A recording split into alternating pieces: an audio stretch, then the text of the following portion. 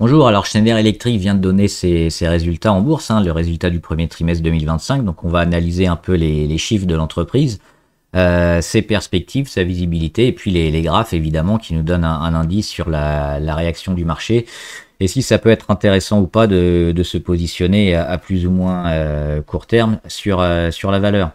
Avant de commencer, comme d'habitude, je rappelle que les informations et analyses données sur cette chaîne sont données à titre indicatif et ne peuvent pas être considérées comme un conseil en investissement. L'investissement en bourse est risqué et vous êtes responsable de tous les investissements que vous faites. Alors, on va regarder les résultats de Schneider Electric. On regarde un peu ce sur quoi ils ont communiqué notamment.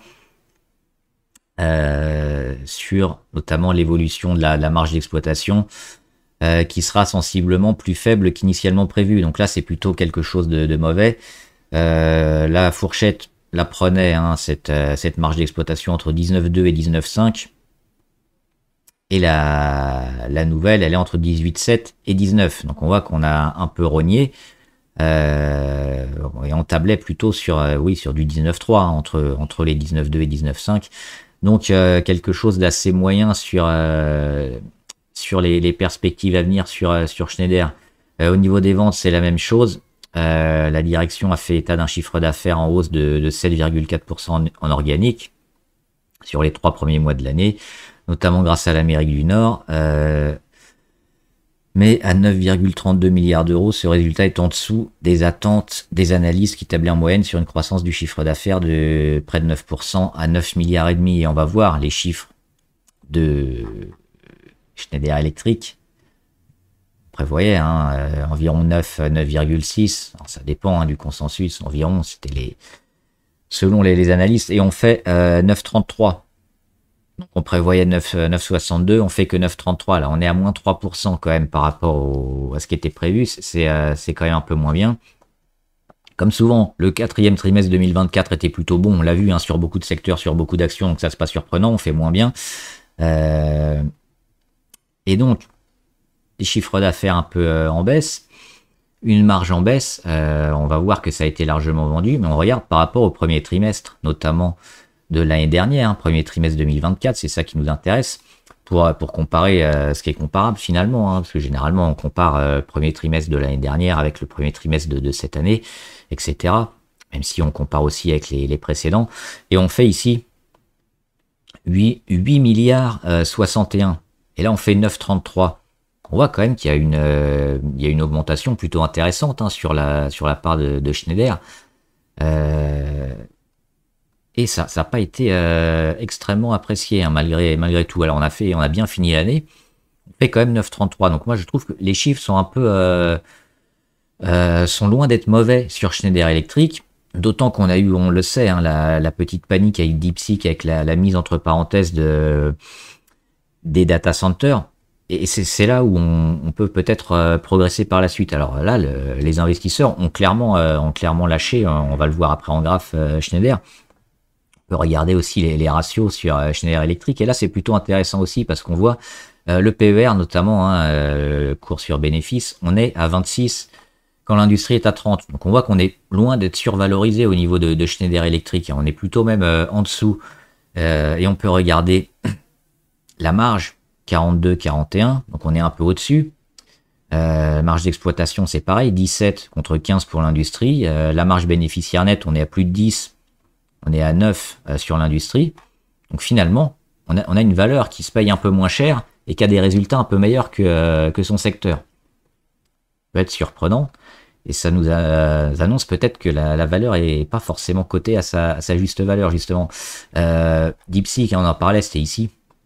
Gros gap, pourquoi? Parce que tous les contrats sur les data centers que le grand devait avoir, ça a mis certaines interrogations. Alors les gros, les grosses valeurs américaines notamment qui font tourner l'IA générative et qui ont besoin de leaders comme Schneider Electric pour notamment faire baisser la facture énergétique des data centers, ça leur offre des contrats intéressants. Et je pense que c'est là-dessus qu'on peut capitaliser, notamment sur la reprise future des data centers qui devraient arriver. Les grosses majors américaines qui se positionnent sur l'IA actuellement, elles ont mis des milliards et des milliards, des centaines même de milliards sur plusieurs années pour obtenir une place de leader ou être dans le peloton de tête. On pense à Alphabet, à Amazon, qui utilisent les puces de Nvidia et autres pour faire tourner l'IA générative, et donc ils ont besoin d'entreprises comme Schneider pour économiser beaucoup. Donc ils vont en avoir des contrats, donc ça va repartir. Maintenant, on sait que la bourse n'aime pas l'incertitude, elle a besoin d'avoir de la visibilité, de savoir où on va. Et en l'absence de certitude, on a vendu. On a vendu Schneider. On a trop vendu pour moi Schneider Electric, parce que Schneider Electric, déjà, c'est pas que les data centers, c'est évidemment tout son métier d'origine sur la gestion électrique, entre autres, mais et les data centers, c'était un niveau de croissance qui était supérieur à son métier d'origine. Donc c'était quelque chose d'important qui prenait de plus en plus de place, mais c'est pas encore la majeure partie. Je crois que c'est autour de 20% quand même du chiffre d'affaires. Donc vendre à ce point-là, parce que on voit les chiffres quand même, c'est délirant. 36%, c'est beaucoup trop. Alors, les résultats ont été annoncés, vendus assez fortement. On perd 7% à peu près à l'ouverture, hein. On descend même jusqu'à 8. On remonte un peu à -5. Actuellement, on est à -7. Avec le gap, évidemment, gap baissier sur résultat. Et moi, je les trouve pas si mauvais que ça, les résultats. Et on retrouve une valeur pas tellement chère quand même. Moins de 200 euros. Si on est à combien 200 euros. Oui. 201 euros. Donc on est vraiment sur des niveaux relativement bas. Quand on sait qu'on avait un support intéressant sur les 235. Donc avec la dynamique qu'il y a, qui devrait reprendre, hein, on surveillera Nvidia, on surveillera les grosses valeurs tech et les annonces notamment. On a Apple, Amazon, hein, qui annoncent leurs résultats jeudi.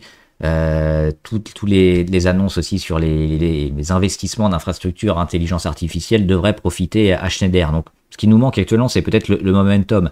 La tendance très forte où les investisseurs vont avoir justement cette visibilité et se replacer sur Schneider. En l'absence de ça, on a vendu. Mais on retrouve Schneider, on l'avait dit ici, dans l'ellipse orange, sur un prix d'achat pour jouer le moyen long terme, très intéressant et probablement sur des niveaux qu'on ne retrouvera pas de sitôt, hein, sur les 180 ici, entre les 180 et les 210. Schneider, c'est un des leaders mondiaux, hein. C'est pas seulement une des stars de la cote au CAC 40. Elle fait des chiffres d'affaires assez importants. Donc oui, pour moi, alors techniquement, on reste baissier. On est baissier parce que gap baissier. On est sous la moyenne à 200. On est dans une période négative, mais il y a ce gros support à 168. Sur lequel on a notamment le 7 avril, hein, on l'a frôlé, on n'a pas rebondi dessus, mais presque. Support intermédiaire à 180, et puis surtout toute cette zone-là, hein, autour des 200, qui me semble intéressante à acheter. Alors, là aussi, pour plus de prudence, on attendra le retour vers la zone de gap qui vient d'être créée ici. Sur les 216, on attendra aussi les nouvelles, notamment des grosses, hein, américaines pour l'IA générative. Mais je trouve qu'aujourd'hui, on la paye quand même relativement peu cher, et qu'on a déjà pricé un peu dans le cours toutes les mauvaises nouvelles. Quelle raison d'aller plus bas maintenant pour Schneider? La seule, ce serait effectivement qu'on rogne un peu sur les data centers et qu'on en fasse moins, et donc que Schneider ait moins de contrats. C'est toujours possible, ça peut arriver. Moi, ça me semble quand même hautement improbable. Donc on a des zones plutôt intéressantes d'achat ici, je pense, pour jouer la suite. Si on est plus prudent, si on attend évidemment l'entrée court terme, la dynamique portée par l'IA, on surveillera la cassure des 216 à la hausse, et puis cette longue oblique, mais qui peut nous amener potentiellement, hein, ici à la fin d'année 2025. Mais je pense qu'on aura peut-être cet été, hein, déjà une réaction du cours pour retrouver les 215 et se mettre en embuscade pour continuer la suite. Donc éventuellement un pyramidage en plusieurs étapes, dès maintenant, et puis sur des bonnes nouvelles, parce que Schneider aujourd'hui se paye relativement peu cher et a toujours des perspectives intéressantes sur son métier d'origine, mais aussi sur les data centers qui prennent de plus en plus de place. Donc voilà mon avis sur Schneider. Dites-moi ce que vous en pensez. Est-ce que vous avez des actions Schneider Electric? Est-ce que vous êtes acheteur? Est-ce que vous êtes vendeur? Comment vous voyez le futur à court terme et à long terme sur cette action. Et dites-moi ce que vous en pensez, on en discutera dans les commentaires. Bon trade, à plus!